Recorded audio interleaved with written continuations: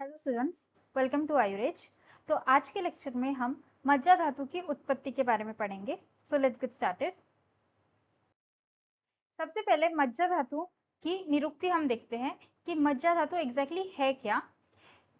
सो एक श्लोक आया है विच गोज लाइक मज्जति अस्थिषु इति मज्जा। इस श्लोक का अर्थ ये है कि जो धातु अस्थि के भीतर रहता है, जो धातु अस्थि मतलब ही बोन्स के अंदर स्थित होता है और उन्हें भरने का काम करता है, मतलब उन्हें फिल करने का काम करता है, उस धातु को बोला जाता है मज्जा धातु। तो इससे ये बात क्लियर होती है कि हम यहाँ पे बोन मैरो की बात कर रहे हैं, जो कि बोन कैविटीज के अंदर प्रेजेंट होता है। आयुर्वेद के अनुसार जो मज्जा धातु है, तो आयुर्वेद में ये बताया गया है कि मज्जा धातु अस्थि धातु के अंदर स्थित तो रहता है, बट उसके साथ साथ वे स्निग्ध एवं पोषक पदार्थ है। मतलब मज्जा धातु ये एक स्निग्ध मतलब एक ऑयली या फिर अनकटस पदार्थ हम समझ सकते हैं, और ये पोषक पदार्थ है। मतलब ये क्या करता है, ये न्यूट्रिशन देने का काम करता है, जो शरीर को क्या करता है, बल देता है, स्थिरता देता है, स्निग्धता प्रदान करता है और उसी के साथ साथ ओज प्रदान करता है। तो इसका अर्थ क्या है, बल, स्थिरता, स्निग्धता, इन सारी चीजों से हमें ये समझ में आता है कि मज्जा धातु ये शरीर के बाकी अंगों को या बाकी पदार्थों को पोषण देने का काम कर रहा है, न्यूट्रिशन देने का काम कर रहा है। और उसी के साथ साथ ओज, यहाँ पे जो ओज वर्ड आया है, इससे हम ये समझ सकते हैं कि मज्जा धातु ये इम्यून फंक्शंस भी परफॉर्म कर रहा है। तो इससे ये समझ में आता है कि मज्जा धातु के कितने सारे फंक्शंस बॉडी में होते हैं। सबसे पहले तो वो न्यूट्रिशन देता है, न्यूट्रिशन प्रोवाइड करके बॉडी को स्ट्रेंथ देता है, स्निग्धता प्रदान करता है, और उसी के साथ साथ इम्यून सिस्टम में या फिर इम्यून फंक्शन के लिए भी उसका एक बड़ा रोल होता है। सो यह मुख्यतः अस्थियों की गुहाओं में स्थित रहता है। मतलब वही है कि अस्थियों में जो गुहा है, मतलब जो कैविटीज प्रेजेंट होती है बोन्स के अंदर, मज्जा धातु वहां प्रेजेंट होता है, ऐसे संहिताओं में भी कहा गया है। इसके बाद हम देखेंगे मज्जा धातु की उत्पत्ति कैसे हुई है। तो सबसे पहले आचार्य चरक और अष्टांग हृदय में श्लोक आता है अस्थनो मज्जा, मतलब ही अस्थि धातु से मज्जा धातु की उत्पत्ति हुई है। जैसे कि हमने इससे पहले भी सारे धातुओं में पढ़ा कि उत्तर उत्तर धातु का निर्माण होता है, रस से रक्त, रक्त से मांस एंड सो ऑन। तो उसी तरीके से अस्थि धातु से मज्जा धातु का निर्माण हुआ है, ऐसा आचार्य चरक ने भी माना है, और ऐसा आचार्य अष्टांग हृदय में आचार्य वाग्भट ने भी माना है। उसके बाद चरक का और एक श्लोक आता है, करोति तत्र सौशीर्यम अस्थना मध्य समीरणः। सो यहाँ पे आचार्य चरक का ये कहना है कि किस तरीके से अस्थियों में कैविटीज उत्पन्न होती है और देन उस कैविटीज में मज्जा धातु जाके बस जाता है। तो क्या अर्थ है इसका, सबसे पहले तो अस्थि धातु के पोषक अंश से मज्जा धातु का निर्माण होता है, जो कि हमने फर्स्ट श्लोक देखा अस्थनो मज्जा। तो यहाँ पे इन्होंने बोला गया है कि अस्थि धातु में जो मज्जा धातु के लिए जो पोषक अंश प्रेजेंट होते हैं, उससे ही मज्जा धातु का निर्माण होता है। मज्जा हड्डियों के रिक्त स्थानों को भरती है, जैसे कि अभी हमने प्रीवियस स्लाइड में देखा, तथा शरीर को बल, स्निग्धता और पोषण प्रदान करती है। इसके बारे में भी हमने डिस्कस किया है। अब ये जो सेकंड श्लोक है आचार्य चरक का, जिसमें उन्होंने बताया है कि जब वात दोष, जो ये श्लोक में समीरन ये शब्द आया है, समीर मतलब यहाँ पे वात दोष की बात हो रही है। जब वात दोष अस्थियों में प्रवेश करता है, मतलब क्या हो रहा है, अस्थि धातु का निर्माण हो जाता है।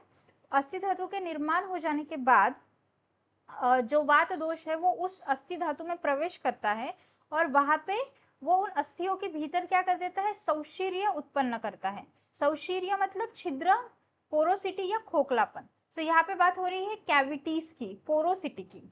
तो क्या हो रहा है, अस्थि धातु के उत्पन्न हो जाने के बाद वात दोष वहां जाता है और अस्थि धातुओं में पोरोसिटी उत्पन्न करता है या फिर कैविटीज उत्पन्न करता है, और उन कैविटीज में जो मेद धातु है, जिसे हमने शरीर का स्नेह बताया है, सो मज्जा ये मेद धातु का ही एक टाइप है। तो उस पोरोसिटी में वो मेद धातु जाके बस जाता है, एंड देन जब वो मेद धातु उस पोरोसिटी में जाके बस जाता है तो उसे मज्जा कहा जाता है। इस तरीके की डेफिनेशन हमें आयुर्वेद में मिलती है। अब मज्जा धातु ये मेद धातु का कैसे एक टाइप होता है, इसके बारे में मैंने डिटेल में एक्सप्लेन किया है मेद धातु के लेक्चर में, तो आप जाके वो लेक्चर चेक कर सकते हैं। सो यहाँ पे हमें ये समझ में आ रहा है कि अस्थि धातु का निर्माण हो गया, उसके बाद वात दोष अस्थि धातुओं में जाता है और पोरोसिटी उत्पन्न करता है, और उसके बाद मेद धातु जो होता है वो उन पोरोसिटी में जाके बस जाता है और उसे ही हम मज्जा के नाम से जानते हैं। इसलिए मज्जा का स्वभाव ये स्निग्ध होता है, because it is a type of मेद धातु। तो ये हमने देख लिया आचार्य चरक अनुसार। अब हम देखते हैं आचार्य सुश्रुत ने मज्जा धातु की उत्पत्ति के बारे में क्या कहा है। आचार्य सुश्रुत का भी सेम ही कहना है, मेदसो अस्थि ततो मज्जा। मतलब यहाँ पे इनका कहना है कि मेद धातु से अस्थि धातु बनता है और अस्थि धातु से मज्जा धातु की उत्पत्ति होती है। नेक्स्ट श्लोक हमें मिलता है, ततो अपि मध्य पावक पच्यमानन्मलो नयनम पुरुष त्वचा स्नेह स्थूलो भागो मज्जा सूक्ष्म शुक्रम। सो यहाँ पे आचार्य सुश्रुत ने क्या कहा है, पूरा डिटेल डिस्क्रिप्शन दिया है कि किस तरीके से अस्थि धातु से मज्जा धातु बन रहा है, मज्जा धातु कैसे डिफरेंट छोटे छोटे पार्ट्स में अलग अलग चीजें क्रिएट कर रहा है। सो आइए देखते हैं। सबसे पहले हमने देखा मेद धातु से अस्थि बन रही है और देन अस्थि धातु से मज्जा धातु की उत्पत्ति हो रही है।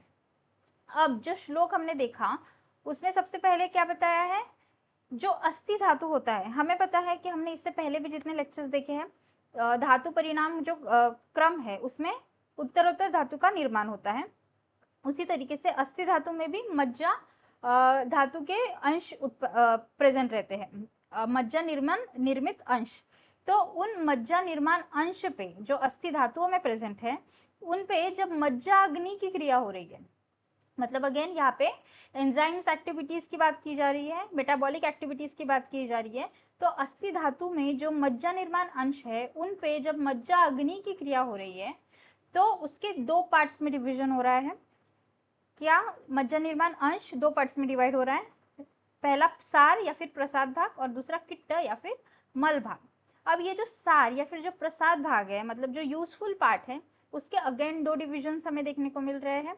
उसमें सबसे पहला आता है स्थूल, मतलब मेजर पार्ट। तो मेजर पार्ट से क्या हो रहा है, मज्जा धातु की उत्पत्ति हो रही है। जो मेन धातु है हमारा मज्जा, उसकी उत्पत्ति हो रही है मेजर पार्ट से, सार भाग के मेजर पार्ट से। और जो माइनर पार्ट बच जाता है सार भाग का, उससे क्या हो रहा है, शुक्र निर्माण अंश बन रहा है। ओके, सो जो प्रसाद भाग है, जो यूजफुल पार्ट है, उससे हमें दो धातुएं मिल रही है। एक तो मेजर पार्ट से जो हमारा मेन धातु है मज्जा धातु, वो हमें मिल रहा है, और जो माइनर पार्ट है वो शुक्र निर्माण अंश में परिवर्तित हो रहा है। अब उसके बाद जो हमें किट्ट पार्ट मिला है, मज्जा अग्नि की क्रिया के बाद जो एक किट्ट पार्ट बनता है या फिर मल पार्ट या फिर वेस्ट पार्ट जिसे हम बोलेंगे, उससे क्या निर्माण हो रहा है, उससे मज्जा धातु के वेस्ट का निर्माण हो रहा है। तो उसमें क्या क्या आते हैं, नेत्र का स्निग्ध अंश, जो हमने यहाँ पे श्लोक में देखा था, नयन पुरुष त्वचा स्नेह, मतलब यहाँ पे बात हो रही है नेत्र के स्निग्ध अंश, मतलब नेत्र में जो भी नेत्र के जो वेस्ट होते हैं, जो नेत्र में जो वेस्ट प्रेजेंट होते हैं जो कि स्निग्ध होते हैं, सो यहाँ पे मज्जा धातु से उनकी निर्मित हो रही है, मज्जा धातु के वेस्ट प्रोडक्ट के स्वरूप में। फिर त्वचा की चिकनाई, त्वचा में भी जो चिकनाई प्रेजेंट होती है, स्निग्धता प्रेजेंट होती है, वो भी हमें मज्जा धातु के निर्माण के वक्त उसके वेस्ट के स्वरूप में मिल रही है। और उसी के साथ साथ पुरुष की स्निग्धता, मतलब फीकस में जो स्निग्धता, स्टूल्स में जो स्निग्धता प्रेजेंट होती है, यहाँ पे उसी की बात हो रही है कि मज्जा धातु के निर्माण के वक्त waste as a waste product इसकी निर्मित होती है। सो किट्ट के स्वरूप में या फिर वेस्ट प्रोडक्ट के स्वरूप में हमें ये तीन चीजें देखने को मिलती हैं। सो इस तरीके से अस्थि धातु पे जब अस्थि धातु के मज्जा निर्माण अंश पे जब मज्जा अग्नि की क्रिया होती है तो हमें मज्जा धातु मिलता है, उसी के साथ साथ हमें शुक्र निर्माण अंश मिलते हैं, और उसी के साथ साथ किट्ट मतलब मज्जा धातु के जो मल है, वेस्ट पार्ट है, वो भी हमें मिलते हैं। सो यहाँ से एक चीज और ये ध्यान में रखनी है कि यहाँ पे एज अ वेस्ट प्रोडक्ट ही सही, बट नयन का मतलब आंखों का मज्जा धातु से डायरेक्ट कोरिलेशन आयुर्वेद में बताया गया है। ये यहाँ पे ध्यान रखना है, बिकॉज आगे जो हम लेक्चर्स में देखेंगे क्षय और वृद्धि लक्षण में, उसमें जो लक्षण है मज्जा धातु की वृद्धि हो जाने से या फिर मज्जा धातु के क्षय हो जाने से जो लक्षण है वो आंखों पे दिखाई देते हैं, या फिर उसके इफेक्ट्स ये आंखों पे दिखाई देते हैं। मूविंग ऑन, अभी हम इसी चीज का मॉडर्न कोरिलेशन देखेंगे। आयुर्वेद में जैसे बताया गया है कि अस्थि धातु से मज्जा की निर्मित हो रही है, तो मॉडर्न साइंस में क्या सच में बोन मैरो का फॉर्मेशन ये बोन से हो रहा है? आइए समझते हैं। सबसे पहला जो पॉइंट हम देखेंगे वो है bone marrow develops inside bone cavities. So जैसे हमने प्रीवियस लेक्चर्स में देखा, सॉरी प्रीवियस स्लाइड में देखा कि जो अस्थियों में जो कैविटी प्रेजेंट होती है वहां पे मेद धातु जाके बस जाता है और वहां पे फिर मज्जा की उत्पत्ति होती है। दैट मीन्स कि यहाँ पे कैविटी की बात हो रही है, मतलब पहले अस्थि धातु बन रहा है, उसमें वात का क्रिया होके वहां पे कैविटी बन रही है एंड देन मज्जा धातु की उत्पत्ति हो रही है। तो मॉडर्न साइंस में भी यही कहा गया है कि बोन मैरो कब डेवलप होता है? बोन डेवलप हो जाने के बाद बोन कैविटीज में बोन मैरो ये डेवलप होता है। Bone marrow is located with in medullary cavity of the long bones. Long bones की जो मेड्यूलरी कैविटी है उसमें बोन मैरो प्रेजेंट होता है। Trabecular spaces of spongy bone, spongy bones में जो ट्रेबेक्युलर स्पेसेस होते हैं, आप यहाँ पे इस पिक्चर में देख सकते हैं, इस तरीके की ट्रेबेक्युलर स्पेसेस होती हैं। सो यहाँ पे भी बोन मैरो प्रेजेंट होता है। उसके बाद marrow can not exist independently, यही चीज जो आयुर्वेद में बताई गई है कि मज्जा ये अस्थि के बिना उत्पन्न नहीं हो सकती और मज्जा का अस्तित्व ये अस्थि के बिना नहीं हो सकता। यही यहाँ पे कहा गया है कि marrow, bone marrow can not exist independently, it develops inside the framework created by the bone. मतलब बोन के फ्रेमवर्क के अंदर ही बोन मैरो की निर्मित हो सकती है या फिर मज्जा धातु की निर्मित हो सकती है। बिना बोन के या बिना अस्थि के मज्जा धातु की निर्मित नहीं हो सकती। ये एक पहला पॉइंट हो गया। उसके बाद हम एम्ब्रायोलॉजिकल कोरिलेशन देखेंगे कि किस तरीके से अस्थि और मज्जा धातु एक उत्पत्ति में एक दूसरे से कोरिलेशन रखते हैं। सो ड्यूरिंग फीटल लाइफ क्या होता है, मिजेनकाइमल स्टेम सेल्स जो होते हैं ये पहले क्या फॉर्म करते हैं? कार्टिलेज मॉडल फॉर्म करते हैं। सो यहाँ पे बात हो रही है मिजेनकाइमल स्टेम सेल्स की, एमएससी, जिसे हम एमएससी बोलते हैं। सो ये मिजेनकाइमल स्टेम सेल्स क्या करते हैं, हमने इससे पहले प्रीवियस लेक्चर में भी देखा था जहाँ पे हमने अस्थि धातु की निर्मित की बात की थी कि वहां पे भी मिजेनकाइमल स्टेम सेल्स ही मेन रोल प्ले कर रहे हैं मज्जा धातु से अस्थि धातु की निर्मित के लिए। और यहाँ पे भी हम मिजेनकाइमल स्टेम सेल्स के बारे में ही देखेंगे कि यही मज्जा धातु में भी मज्जा धातु की उत्पत्ति में भी रोल प्ले कर रहे हैं। तो ये एमएससी क्या करते हैं, which is mesenchymal stem cells, cartilage model बनाते हैं। सो इनिशियली क्या होता है हमारे बॉडी में, एम्ब्रायोलॉजिकल लाइफ में कार्टिलेज मॉडल होता है। फिर वो जो कार्टिलेज मॉडल है वो आफ्टर ऑसिफिकेशन, मतलब जब वो सॉलिडिफाइड हो जाता है, जब वो ऑसिफाइड हो जाता है, तो वही कार्टिलेज मॉडल क्या हो जाता है? बोन बन जाता है।